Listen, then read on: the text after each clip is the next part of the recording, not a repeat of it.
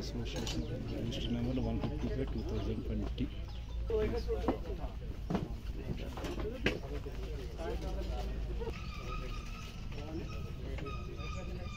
ప్రతిసారి ఇట్లా కలుస్తానే ఉన్నాం. వీలు కుదిరినప్పుడల్లా తప్పకుండా కలుస్తాం. మేము మా హాస్పిటల్ నుంచి ఎటువంటి సపోర్ట్ అయినా ఆ రోజు ప్రామిస్ చేస్తాం, ఈ రోజు అదే ప్రామిస్ చేస్తాం. మీకు ఎటువంటి సపోర్ట్ కావాలన్నా ఏ టైంలో అయినా కాల్ చేయండి, మేము సపోర్ట్ చేయడానికి రెడీగా ఉన్నాం. పేషెంట్ ని ఆ రోజు కూడా ఇదే చెప్పాను, ఇప్పుడు అదే చెప్తున్నాను. ఒకవేళ మీరు షిఫ్ట్ చేయలేని పొజిషన్ లో ఉండి పేషెంట్ ఇంట్లోనే ఉండి అక్కడే ట్రీట్మెంట్ కావాలన్నా కూడా, మీకు ఏమన్నా కావాలి అంటే మీరు దయచేసి ఎవరైనా సరే ఏ టైంలో అయినా ఫ్రీగా కాల్ చేయొచ్చు. నెక్స్ట్ ఇంకొకటి ఏంటంటే, నేను అంటే పర్టికులర్లీ యంగ్స్టర్స్ కి ఇచ్చే అడ్వైజ్, ఎందుకంటే చూస్తున్నాను నేను ఈ మధ్య బాగా, అంటే చాలా ఫ్రెష్ గా చాలా మంది అంటే రాగానే టక్కని ప్రాక్టీస్ లైఫ్ స్టార్ట్ చేసేస్తున్నారు. దయచేసి అర్థం చేసుకోండి, మెడిసిన్ అనేది చాలా వాస్ట్ సబ్జెక్ట్ అండ్ పర్టికులర్లీ ఇప్పుడున్న రోజుల్లో చాలా మారిపోయింది సినారియో. అంటే ఇంత ముందులాగా ఉండట్లేదు. ఇప్పుడు ప్రెసెంట్ ఏంటంటే అందరూ గూగుల్ కానీ ఇవన్నీ చూసుకొని, అటెండర్ కూడా చాలా స్మార్ట్ గా ఉంటున్నాడు. పేషెంట్ అటెండర్ కూడా ఎవరు అంత తెలివి లేకుండా ఎవరు ఉండట్లేదు. మాక్సిమం గూగుల్లో అడిగేసి చూసుకొని ట్రీట్మెంట్లు చూసుకొని వస్తున్నారు, 10 మందిని డిస్కస్ చేసుకొని వస్తున్నారు. సో వాళ్ళ దగ్గర మన కాన్ఫిడెన్స్, అంటే ఇప్పుడు పేషెంట్ కి ఎట్లయినా సరే ఒకరు రెఫర్ చేశారు, ఒకళ్ళ దగ్గర రెఫర్ చేశారంటే ఎట్లయినా పేషెంట్ కాన్ఫిడెన్స్ మనం నిలబెట్టుకోవాలి. ఫస్ట్ ఆఫ్ ఆల్ కాన్ఫిడెన్స్ నిలబెట్టుకోవాలంటే మన దగ్గర బలమైన సబ్జెక్ట్ ఉండాలి. మనం సబ్జెక్ట్ మాట్లాడినప్పుడే పేషెంట్ వింటాడు. సో బేసికల్గా ఇప్పుడు ఏంటంటే వాళ్ళు కూడా టక్కన గూగుల్లో కూడా చూసేసుకుంటున్నారు. మనం ఎందుకు ఎందుకు నన్ను అంటే రీసెంట్ గా లైక్ ఒక పేషెంట్ అడిగాడు నన్ను, ప్లేట్లెట్స్ ఎందుకు నా దగ్గరికి వచ్చాడు, సాఫ్ట్వేర్ ఇంజనీర్ అడిగాడు, ప్లేట్లెట్స్ ఎందుకు ఇవ్వట్లేదు సార్ మీరు నాకు అని. నువ్వు చెక్ చేసుకో కావాలంటాను. వాడు ఇమీడియట్ చెక్ చేసుకున్న తర్వాత వాడు హ్యాపీ ఫీల్ అయ్యాడు. ఎందుకంటే 10,000 ఉన్నప్పుడు తప్ప నేను ప్లేట్లెట్స్ ఇవ్వనని చెప్పాను నేను. వాడు నువ్వు రీసెంట్ గైడ్ లైన్స్ తెలియదు, నువ్వు కావాలంటే చూసుకోను. అట్లా అడిగే వాళ్ళు చాలా మంది ఎక్కువైపోయారు. ఇప్పుడు వాళ్ళనే కాదు, సాఫ్ట్వేర్ వాళ్ళనే కాదు, పల్లెటూరు నుంచి వచ్చే వాళ్ళు కూడా చాలా మంది క్వశ్చన్ చేస్తున్నారు. అండ్ ఇప్పుడు ఏంటంటే 2-3 ఒపీనియన్స్ తీసుకుని తప్ప ఎవరు రావట్లేదు హాస్పిటల్. పర్టికులర్లీ యంగ్స్టర్స్ చెప్పేది ఏంటంటే, ఇప్పుడు అంటే ఫ్యూచర్ ఎట్లా ఉంటుంది అనేది చెప్పలేము. యాక్చువల్ కరెక్ట్ చెప్పాలంటే ఇప్పుడు మెడికల్ ఫీల్డ్ చాలా కాంపిటేటివ్ అయిపోయింది. ఈవెన్ హాస్పిటల్స్ వైజ్ మీకు మల్టీ స్పెషాలిటీస్ కానీ ఈ ఏరియాలో కానీ చాలా అట్లాంటిది పర్టికులర్లీ రూరల్ ఏరియాలో ప్రాక్టీస్ చేసే వాళ్ళకి ఇంకా ఇంకా టఫ్ అయ్యే డేస్ ఉండొచ్చు. ఎందుకంటే గవర్నమెంట్ హాస్పిటల్స్ రావడం కానీ, లేదంటే బయట చాలా మంది ఏంటంటే ఇప్పుడు సిటీస్ కంజెస్టెడ్ అయిపోయి పల్లెటూరుకి వచ్చి ప్రాక్టీస్లు పెట్టుకునే వాళ్ళు కానీ వీళ్ళందరూ చాలా మంది ఎక్కువైపోయారు. ఈ టైంలో నేను యంగ్స్టర్స్ చెప్పేది ఏంటంటే, డెఫినెట్ గా మీరు ఏదో ఒక కోర్సో ఏదో ఒకటి చేయండి. లేదు అంటే అట్లీస్ట్ ఒక 2 or 3 years. అంటే నేను చెప్పేది పర్టికులర్ గా ఇక్కడ ఉండే వాళ్ళకి, ఎందుకంటే వీళ్ళు అంటే ఫర్ ఎగ్జాంపుల్ కొవ్వూరులో ఉండే వాళ్ళు రాజమండ్రి గొప్పది అనుకుని, రాజమండ్రిలో ఉండే వాళ్ళు కాకినాడ ఇట్లా వద్దండి. దయచేసి ఏదో ఒక సిటీకి వెళ్ళండి. అట్లీస్ట్ ఫ్యామిలీని వదిలేసి ఒక 2 or 3 years వెళ్ళండి ఒక సిటీకి. మీరు అక్కడికి వెళ్తేనే మీకు ఒక డైనమిక్ లైఫ్ అనేది ఒకటి అర్థమవుతుంది. అంటే పేషెంట్ ఎట్లా మాట్లాడాలి, అంటే ఎవరిని ఎట్లా హ్యాండిల్ చేయాలి అనేది మనం ఊర్లో కూర్చొని ఒక పల్లెటూరులో కూర్చొని మాట్లాడే విషయాలు కాదు. ఇప్పుడు ఆ రోజులు కాదు, ఇంత ముందులాగా అయితే ఉండట్లేదు. డెఫినెట్ గా అదైతే చెప్తున్నాను నేను. ఎందుకంటే ఇప్పుడు నేను 2011 లో కంప్లీట్ అయింది, ఆల్మోస్ట్ 14 years అయింది. ఆల్మోస్ట్ 10 years నేను వేరే వేరే హాస్పిటల్స్ చేసి వచ్చా. అంటే ఇప్పటికి మనం కొంతమందితో మాట్లాడలేదు. ఫస్ట్ ఇలా అంటే చెప్తున్నాను నేను, చాలా మంది ఏంటంటే యంగ్స్టర్స్ షార్ట్ టర్మ్ లో గెయిన్ కోసం ఆలోచించొద్దు. దయచేసి మీ లాంగ్ టర్మ్ దానికోసం సస్టైనబిలిటీ కోసం చూడండి. ఎందుకంటే మనం ఎట్లా ఉండాలంటే ఈ ఊరు కాకపోతే ఇంకొక ఊరు, ఆ ఊరు కాకపోతే ఇంకో ఎక్కడికైనా వెళ్ళేటట్టు ఉండాలి. బట్ మన చేతిలో సబ్జెక్ట్ ఉన్నంతసేపు ఎవడో మన క్వశ్చన్ చేయడానికి సరిపోదు. సో నేను పర్టికులర్లీ యంగ్స్టర్స్ చెప్పేది ఏంటంటే, దయచేసి మీరు అంటే కొంతమందిని చూస్తున్నాను, అందరు నేను కామెంట్ చేయట్లేదు. కొంతమంది ఏంటంటే 6 నెలలు ఏదో ఒక హాస్పిటల్ వర్క్ చేయడం వచ్చేయడం స్టార్ట్ చేసేయడం. వాళ్ళ వల్ల ఏమవుతుందంటే పేషెంట్ కి రిమైనింగ్ డాక్టర్స్ ఎవరి మీద ఉన్నారో వాళ్ళ మీద కాన్ఫిడెన్స్ దెబ్బతింటుంది.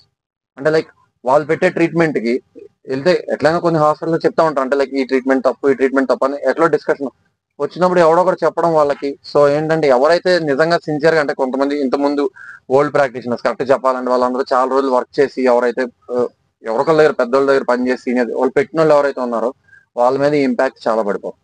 సో పర్టికులర్లీ యంగ్స్టర్స్ దయచేసి మీరు మీ కెరియర్ లో 2 or 3 years అనేది పెద్ద విషయం కాదు మీకున్న ఏజ్. దయచేసి ఇక్కడ నుంచి అయినా సరే కొంచెం స్టార్ట్ చేసి మీరు మంచి హాస్పిటల్స్ లో వర్క్ చేసి, అంటే నేను చెప్పేది లైక్ హైదరాబాద్, వైజాగ్ ఇట్లా కొంచెం కార్పొరేట్ హాస్పిటల్స్ మనకి ఫస్ట్ శాలరీ తక్కువే ఉంటుంది. బట్ ఈవెన్ దాని శాలరీ కోసం చూడకుండా అట్లీస్ట్ నాకు తెలిసి అయితే ఆ ప్రోటోకాల్ సిస్టమ్ ఉంటుంది. ఏదైతే ప్రోటోకాల్ సిస్టమ్ ఉంటుందో మీరు ఆ ప్రోటోకాల్స్ కి అలవాటు పడితేనే మీకు ఈజీగా ఉంటుంది ఇక్కడ వర్క్. సో దయచేసి అది మాత్రం ఫాలో అవ్వండి.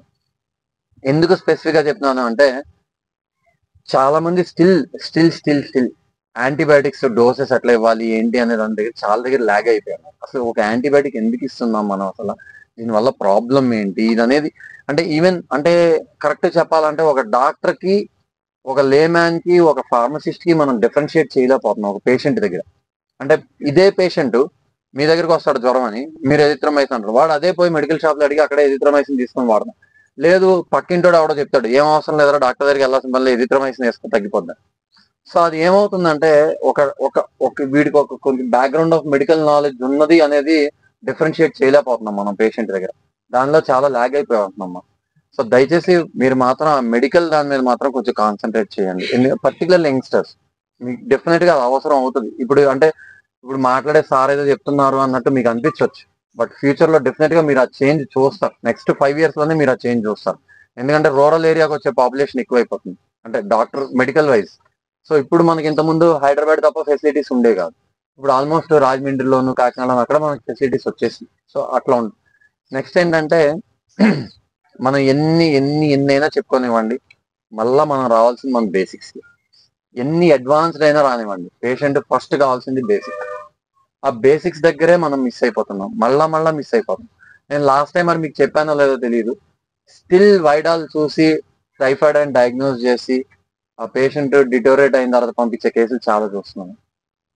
అంటే చూసేవాళ్ళు ఇప్పుడు నా దగ్గరకు వచ్చినాయి అంటే బయట వేరే హాస్పిటల్స్కి వెళ్ళి అక్కడ నుంచి రిఫర్ అయిన కేసెస్ లో కూడా నాకు డెంగ్యూ మలేరియా చేస్తున్నారు, లెప్టో స్క్రబ్ అనేది వదిలేస్తున్నారు. ఇప్పుడు ఫర్ ఎగ్జాంపుల్ ఈ రోజు చూస్తే ఇంతకుముందు కోవిడ్ కి ఎట్లయితే రెస్ట్రిక్షన్స్ పెట్టారో ఈ రోజు యుఎస్ లో రెడ్ వార్నింగ్ సైన్స్ ఇచ్చారు తెలంగాణ నుంచి వచ్చే పేషెంట్స్ అందరినీ స్క్రీన్ చేయమని. ఎందుకంటే తెలంగాణ రిటర్నీస్ లో 90% ఆఫ్ ది పేషెంట్స్, ఈ రోజే వచ్చింది న్యూస్, 90% ఆఫ్ ది పేషెంట్స్ చికెన్ గున్యాతో సఫర్ అవుతుంది. ఒకప్పుడు చూసాం మనం చికెన్ గున్యా, తర్వాత మనం ఎవరో పట్టించుకోవాలి. కానీ ఇప్పుడు మళ్ళీ అదే సేమ్ థింగ్ మళ్ళీ మనకు వస్తుంది. అట్లనే ఇప్పుడు స్క్రబ్ అంటాం, స్క్రబ్ టైఫస్ అంటాం, లెప్టోస్పైరోసిస్ అంటాం, ఇవన్నీ వైరల్ ఫీవర్స్. నా దగ్గరకు వచ్చిన ఒక 2-3 కేసులు ప్లేట్లెట్స్ ఇట్లానే పడిపోయి 1 week ఫీవర్ తగ్గక వేరే చోట్ల నుంచి రెఫర్ అయిన నా దగ్గరకు వచ్చిన కేసెస్ లో చూడగానే డౌట్ వచ్చింది, ఈ రెండు నెగిటివ్ ఉన్నాయంటే ఆటోమేటిక్ ప్లేట్లెట్స్ పంపిస్తే చాలా వరకు స్క్రబ్ లెప్టోల్ పాజిటివ్, వాళ్ళకి ఇమీడియట్ గా రికవర్ అయ్యారు. నేను మీకు ఆల్రెడీ చెప్పాను ఇంతకుముందు, యూనివర్సల్ గా మనకి ఏదన్నా తెలియకపోతే డాక్సిసైక్లిన్ డ్రగ్ అనే ఒక ఆప్షన్ ఉంది, దయచేసి అది స్టార్ట్ చేసుకోండి. మీకు దయచేసి వైడాల్ బేస్ చేసుకొని మాత్రం టైఫాయిడ్ ట్రీట్ చేయొద్దు. వైడాల్ ఇనీషియల్ స్టేజెస్ లో ఎప్పుడు కూడా పాజిటివ్ రాదు. మీరు టైఫాయిడ్ అని డయాగ్నోస్ చేయాలంటే కంపల్సరీ బ్లడ్ కల్చర్ చేయాల్సిందే. బ్లడ్ కల్చర్ కాకుండా మాత్రం దయచేసి టైఫాయిడ్ అని డయాగ్నోస్ చేయొద్దు.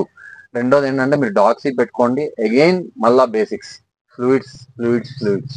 ఎటువంటి పేషెంట్ కైనా మీరు ఫస్ట్ ఆఫ్ ఆల్ వాడిని హైడ్రేషన్ మెయింటైన్ చేయండి. వాడు డ్రై అప్ అయిపోకుండా, వాడు యూరిన్ అవుట్పుట్ తగ్గిపోకుండా, మీరు ఫస్ట్ పేషెంట్ ని ఒకటి అడగాలి. వాడు ఫస్ట్ సిమ్టమ్ అదే ఉంటారు, పెదాలు ఆరిపోతున్నాయి, అవునా ఆరిపోతున్నాయి.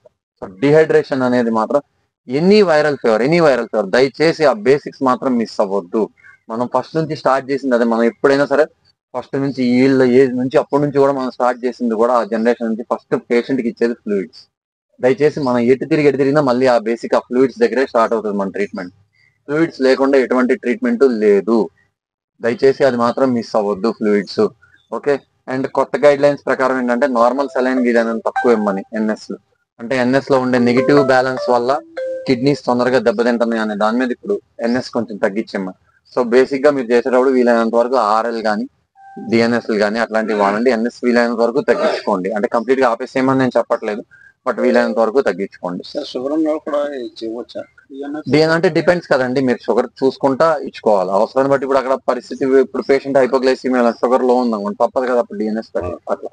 సో అది మనం చూసుకోండి. రెండోది ఏంటంటే